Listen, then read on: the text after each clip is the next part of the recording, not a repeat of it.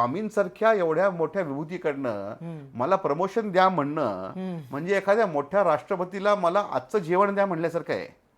खरंय. की तुम्ही एखाद्या राष्ट्रपती समोर जाऊन उभा राहिला तर आजचं संध्याकाळचं जेवण द्या म्हणून मागणार आहात का?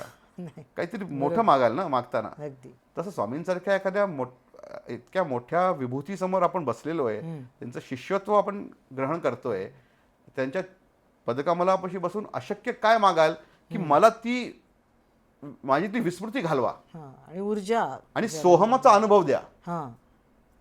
बरं का, खरा त्यांचा फक्त हे मागेल. हो. आणि मग स्वामी काय महाराज खूप छान म्हणतात. महाराज म्हणतात की इथे येणारे लोक सगळे स्वतःसाठी आलेले आहेत, आमच्यासाठी कोणी आलेलं नाहीये म्हणून. खरंय. जो आमच्यासाठी येतो ना तो आमचा शिष्य. मग आज तुम्ही त्यांच्या दरबारी आला असाल तर स्वतःचा काहीतरी मागणं मागायला आलाय.